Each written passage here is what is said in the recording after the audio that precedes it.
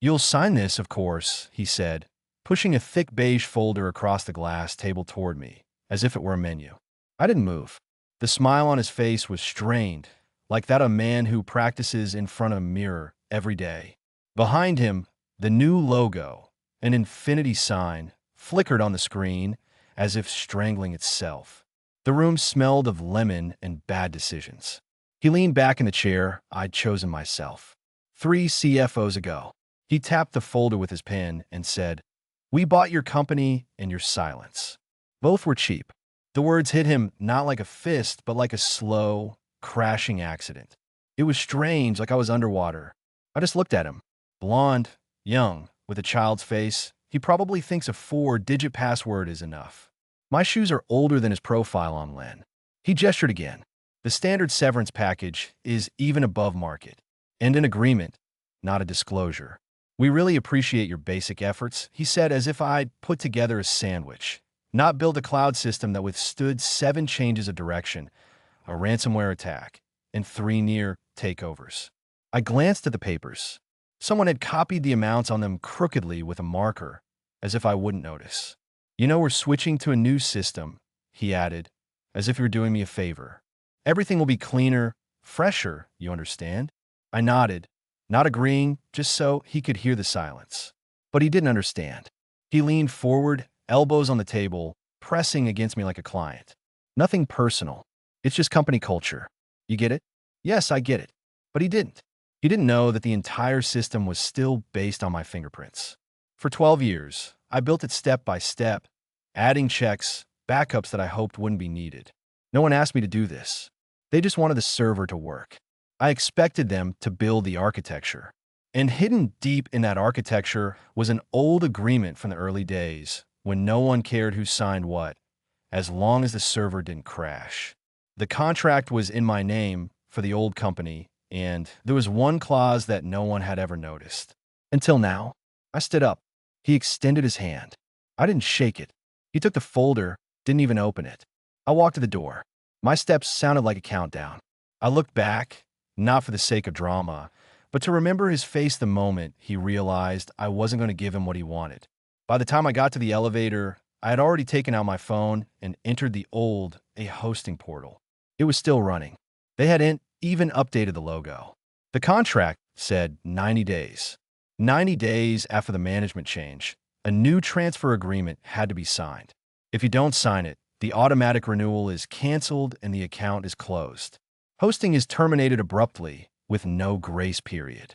Back then, we didn't trust anyone, neither the providers nor each other. Now they were on day 87. I didn't cry or get angry. I just got in the car, drove to a bar 3 blocks away, and ordered a soda.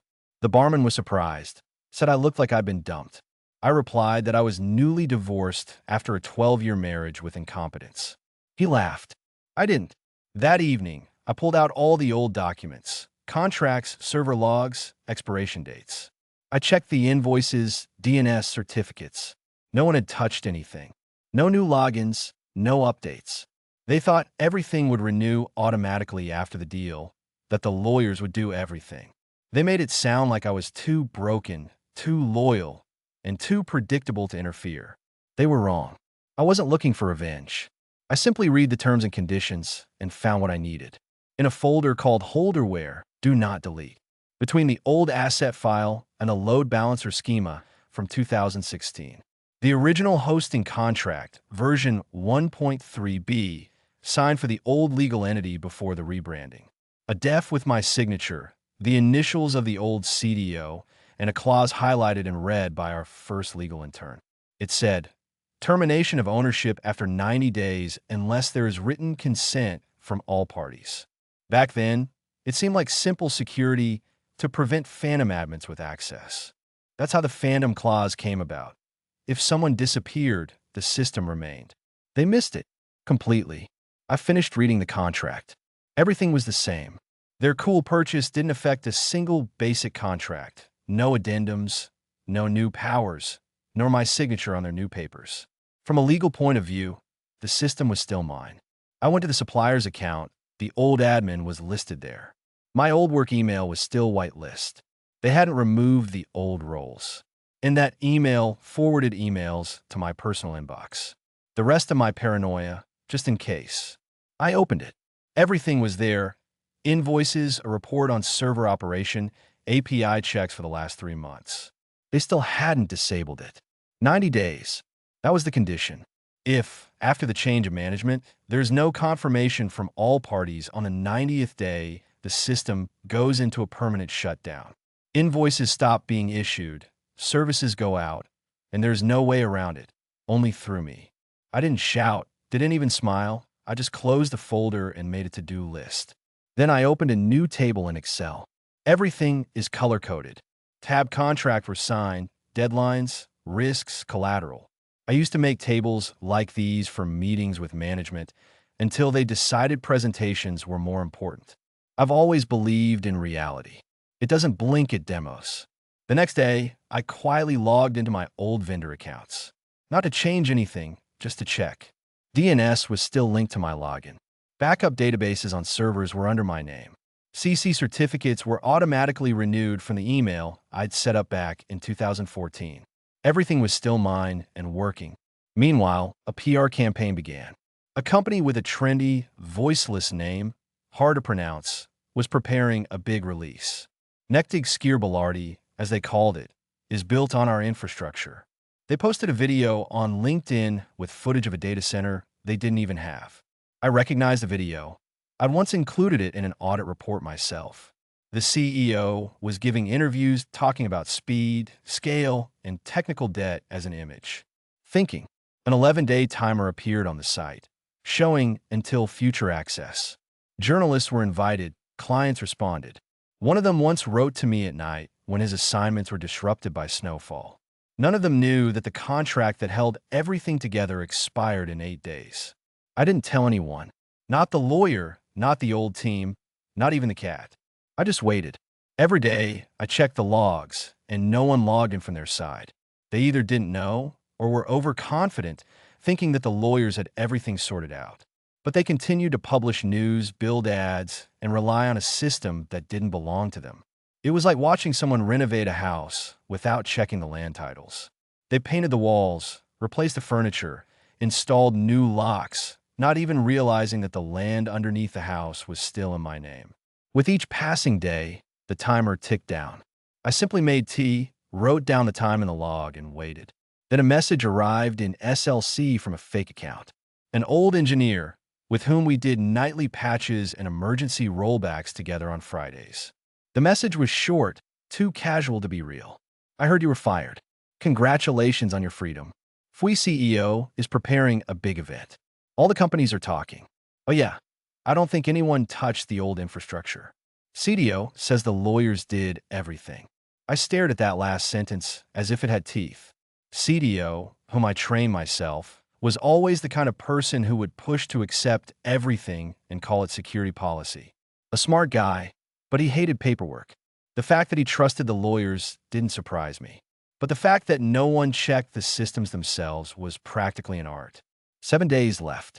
I didn't reply to the message, just archived it and opened the control panel. Everything was as before in the hosting portal. The status was pending. No renewal attempts, new access requests, or inquiries from the vendor. I quickly checked the logs. Recent activity, my administrator logged in 2 weeks ago.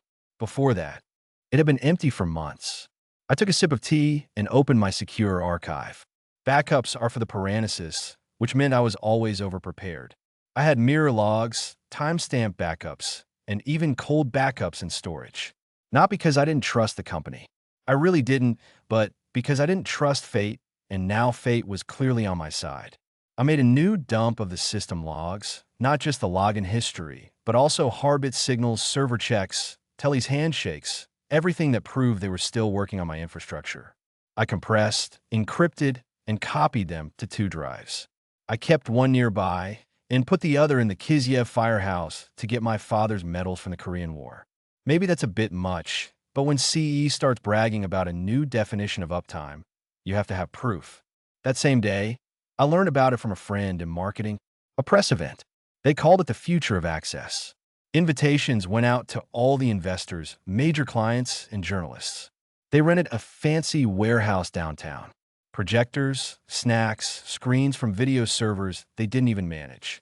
A complete rebranding with the slogan, "Own the Moment." I almost choked on my coffee.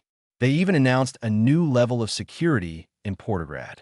Even though the infrastructure was still listed under my old contract with a team that had long since ceased to exist. The timer became part of my routine. I stuck a post-it note to my monitor. 7. Every day, I crossed out the number and wrote a new one. 654 every day, they posted a new teaser, a new feature, an interface, a demo of AI that was barely working for us a year ago, but is now packaged in beautiful words and a fresh UX. And all this time, no changes to the system, no new contracts, no communication with lawyers. They didn't even send a follow-up letter about the NDA, which I didn't sign, as if they thought the purchase it's a magic eraser. Let the papers sign themselves. What legacy means is irrelevant, but legacy doesn't mean outdated. It's what you stand on. 3 days before the event, I accidentally received a mass email from the financiers about quarterly metrics. Attached was a report. Uptime, traffic conversions, everything perfect. Everything was on my infrastructure. Everything was still hosted by me and without renewal. That night, I took another snapshot of the system and cloned it to a private cloud in Iceland. One of the few places where data on a server can be legally secured with a timestamp to prove ownership later. Yes, it was expensive, but peace of mind is always worth more, especially when you're dealing with cowards in expensive suits. I deleted the temporary SLC account, blocked the sender, erased all traces. Not because I was afraid, but I no longer needed whispers. The balance had shifted. Now it wasn't a matter of whether they would understand. The risk is in how loud the silence will sound when it all collapses. At 2:07 a.m., an email arrived. Subject, urgent, unauthorized use in mini company. It was written by one of the lawyers. The last name meant nothing to me. Probably another young lawyer who thinks that professionalism is passive-aggressive wording. The email had an extra paragraph about brand purity after the merger, then a link to some internal regulations and a demand to remove the line "former head of cloud operations" from the company name from my LinkedIn profile. Please, without politeness. Just remove it immediately. I read it twice and responded with one sentence. Look at section 13 in the MSA hosting agreement. Then I closed my laptop, got up, and made myself a sandwich. No adrenaline, no excitement. I didn't even wait for an answer. And section 13 clearly states that until the transfer of ownership of the infrastructure is completed and confirmed by all original signatories, no one can restrict mentions of authorship or management of the system in public sources. Simply put, until I sign off, I can say anything I want about what I built, including that I was the one who created the infrastructure that underpins their great release. Meanwhile, preparations for the release turned into a circus. Written by Alan, one of the last honest engineers in the company. We weren't close friends, but we worked together on late-night base restores and emergency patches. He said that at a general meeting, he raised the question, "Is the infrastructure transition complete?" CDO froze, as if he didn't understand the question. Then he mumbled that the lawyers had done everything weeks ago. Alan asked again, and the hosting provider confirmed. And silence fell in the room. Then the new CEO intervened with a wide smile. Let's focus on what's important. Branding. Infrastructure is the past. We are building a vision. Vision, in their understanding, is empty slogans, animations, and beautiful words on banners that there is nothing to pay for. I told Alan not to ask this question anymore. I said it calmly. There are less painful ways to lose your job. He understood and didn't argue. He asked, "How am I doing?" I answered that everything is great, even better. I'm patient. There were 3 days left. That afternoon, I quickly watched the broadcast of the CEO's rehearsal. He stood in front of a huge LCD screen, arms outstretched, as if he were Steve Jobs, repeating memorized phrases. We didn't just inherit innovation, we redefined it. And our foundation is it's not what we built on. It's what we surpassed. And that was exactly the line they were going to open the show with. Surpassed. I almost choked on my coffee. A beautiful mock-up of the new admin panel was shown on the screen. I immediately recognized half the code. It was our old framework from 3 years ago, just repainted in dark mode and overloaded with tooltips that no one needed. Under the hood, the same balancing logic, the same endpoints. Still my foundation, hidden under their ego. I drank beer and read their investor blog. Big promises, beautiful words. Unrivaled uptime, revolutionary data integrity, custom backup protocols. I laughed. These protocols were just a rewrite of an open source project to which I myself contributed code back in 2015. My name was still listed on GitHub as a contributor. So what? I didn't correct them, didn't argue. I just downloaded everything. Every statement, every screenshot, every piece of evidence that they were using systems that weren't theirs. I wasn't angry anymore. I wasn't even laughing. I was documenting. I knew it was coming. I knew how loud it would be when silence fell. And I knew the faces of Xi and Yiwu wouldn't show anger or surprise. There would be fear, because it's one thing to forget to read the fine print. Quite another to realize it was written by someone who never forgets. There were 2 days left, and I was just getting started. The calendar reminder came, as usual. A subtle, unnoticeable one, the kind you usually swipe away without looking. But I didn't swipe it. I looked at the line of text like it was a sacred letter. Deadline for a 90-day hosting contract. 3 days before the press event. Deadline midnight. I set that reminder 12 weeks ago, when the CEO still thought I was so stunned by the severance package that I'd simply disappear into HR's finger. When lawyers believed that boilerplate NDAs were worth as long as infrastructure contracts. When everyone thought legacy was a dirty word and not the foundation on which they stand, I opened the portal. Everything was the same. The same login, the same dashboard, the same vendor logo that had been there since 2011. If someone from their side had logged in, I would have seen traces, password reset attempts, security signals. Activity, but nothing, not a single trace. I was still the main admin, the payment contact, and the master key holder. The contract status on the screen was active. Renewal pending. The date is today, 23/59. Well, the drop-down list. Auto renewal is enabled. Do not renew. Renew for 12 months. I chose not to renew. The screen refreshed. A confirmation window popped up. If you turn off auto renewal, your contract will end at the end of the current cycle. Services will be stopped unless manually renewed by the main admin. I was still the main admin. I clicked confirm. The screen flickered and I returned to the panel. Auto renewal was disabled. The end was scheduled for midnight. No alarms, no emails to Complas, Sue, or the interns with a copy of the VP. The system didn't know about the deal. It didn't care who wore the new company sweatshirt or printed badges for the press event. To it, I was still the main admin. I leaned back in my chair. The silence in the room was louder than any fan in the server room. For a moment, my hands shook, but not from fear or regret at the realization of what I had just done. I closed the laptop, went to the kitchen, and boiled water. Chamomile tea is the kind you drink when you need to remind your heart to slow down. Steam rose like an invisible signal. I was no longer shaking, angry, or running scripts in my head. I just smiled, for the first real smile in a week. They built a palace on leased land, and tonight the lease ended. There will be no alarms, sirens, or fires.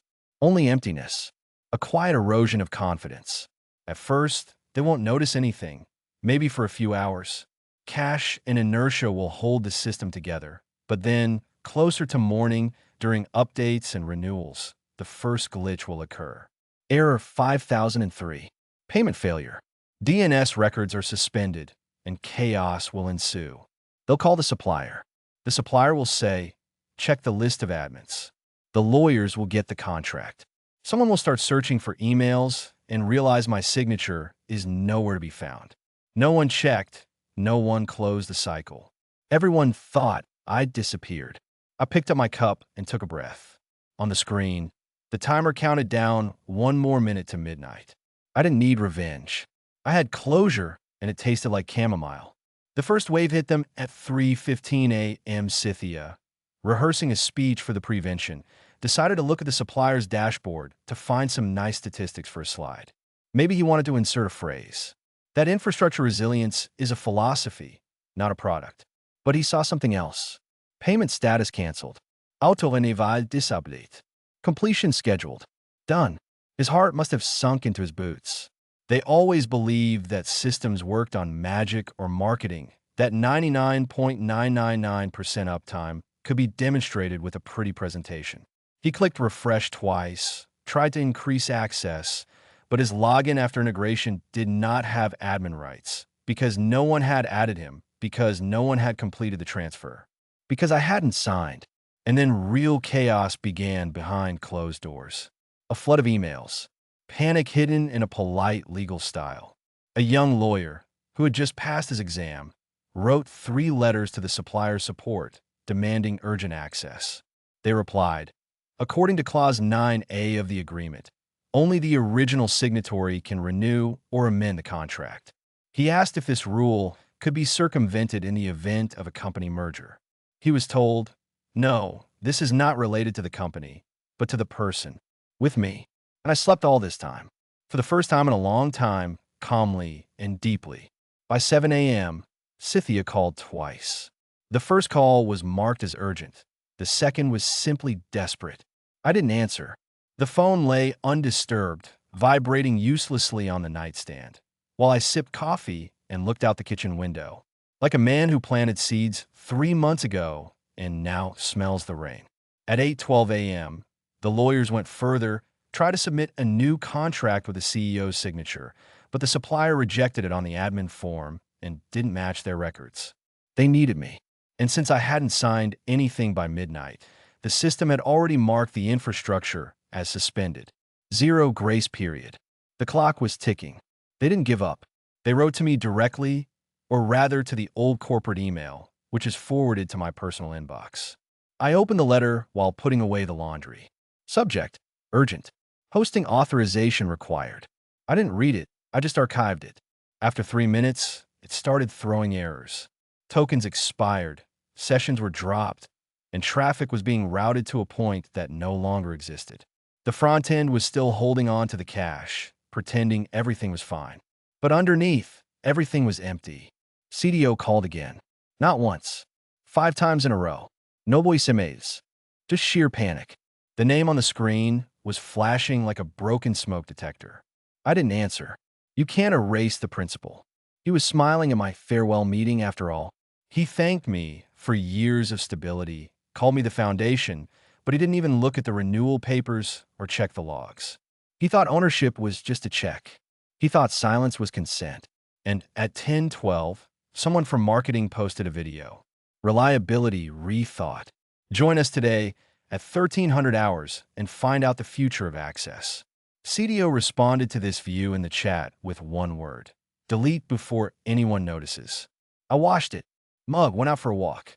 The storm was growing not because I was fanning it, but because they were ignoring the forecast. Now it was about to blow the roof off. The lights flickered.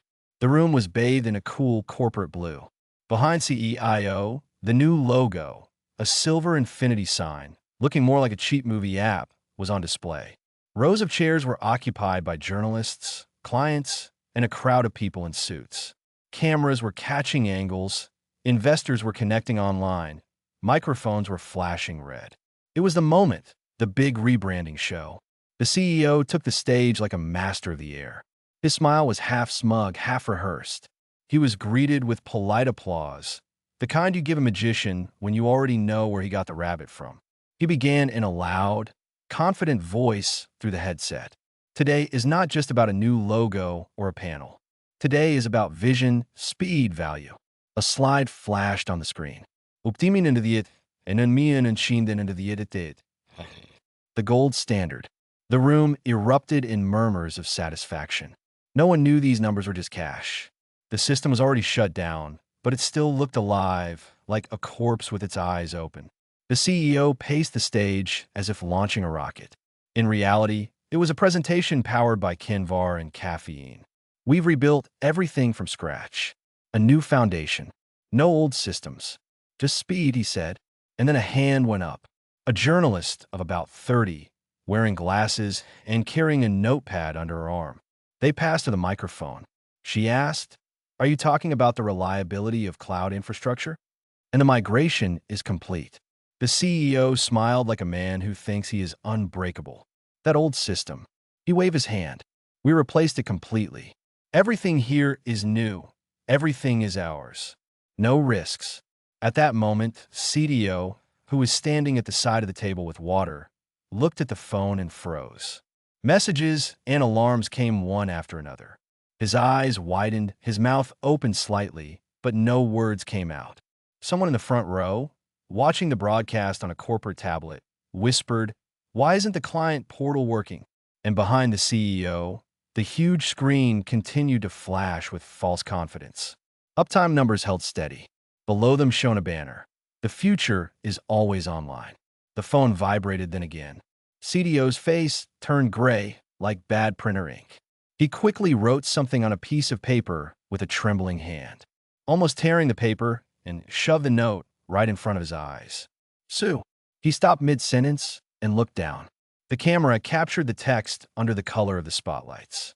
"The contract has been terminated. Hosting is disabled." A second passed in real time. Then the CEO opened his mouth as if he wanted a joke, say something about flexibility or the old days. But there were no words, just frequent, heavy breathing. The journalist leaned forward politely. "Sir, everything is fine." There was no response because at that moment thousands of users across the country were refreshing login pages that no longer worked. The investor's phone vibrated. "We have lost primary access." Someone in the room whispered, "This is part of the presentation." ASIO stood like a statue, blinking under the spotlights, clutching the piece of paper as if it would rewrite itself. Behind him, the commercial about powerful infrastructure and infinite scalability continued to play. The projector didn't depend on the server, but the rest of the world did. CDO didn't return to the table with water. He froze at the edge of the stage, white as chalk. His collar was suffocating. His eyes darted to the side exit, as if calculating the speed of escape. A person from the team approached him and handed him a new microphone, deciding that the problem was with the technology. But it wasn't the microphone. It was the moment. The CEO took a small step back, trying to maintain the appearance of calm. He raised his hand the way top managers do when they try to hide their panic. But the microphone amplified everything. A sharp exhalation, a dry gulp, a clicking jaw. He cleared his throat.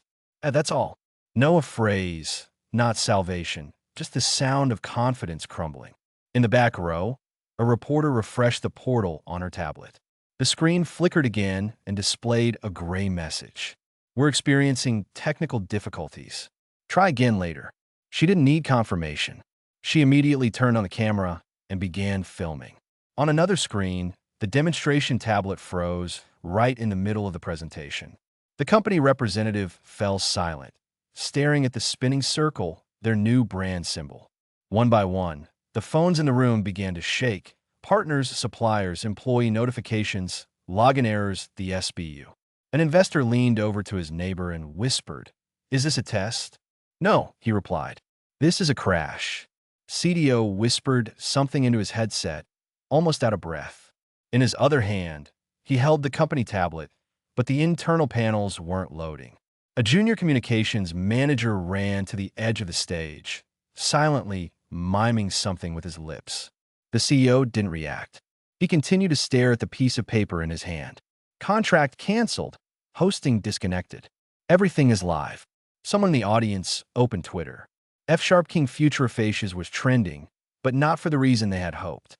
Screenshots, login errors, frozen pages, frozen smoke versions were already circulating. Videos from the live broadcast were also being reposted. The CEO blinked silently, and a white window with an error appeared on the screen, like a dark joke. I watched everything from my laptop. Tea was brewing nearby. System logs in one tab, Twitter in another. Everything worked according to plan. 0 hours contract expired. 0 1-minute access blocked. 0:2 admin rights removed. 0 5 minutes DNS update started. Now, their development team is probably rushing around, tearing up a cat they never really understood, calling suppliers who have already closed the quarter. But this won't change anything because you can't restart trust, you can't update control, you can't restore what you never understood. On stage, the CEO tried again. He raised a microphone, took a deep breath, and his voice wavered. We had a temporary technical issue. The sound cut out, the lights remained, but the product, the promise, the platform, all had already vanished. In the ensuing silence, only his breathing was audible. The panel on my screen didn't flicker either, just stood clear and cold, like a tombstone. Contract terminated. Services disabled. Admin access removed. No fireworks, no music, just the pure culmination of a job well done.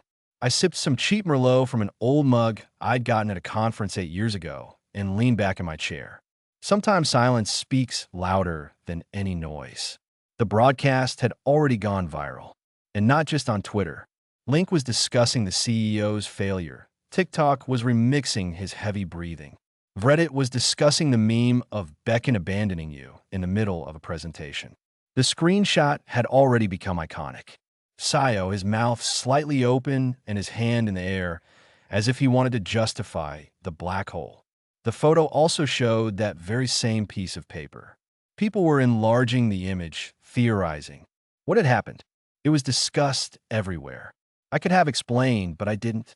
After all, I didn't break the law, I didn't hack, I didn't threaten, I didn't ask for help. I simply read the contract and fulfilled the clause. I simply pressed the button they themselves left. They themselves signed their future in small print, but didn't even bother to read it. The most interesting consequences were not only technical, but also much deeper. Clients were already tweeting about broken access.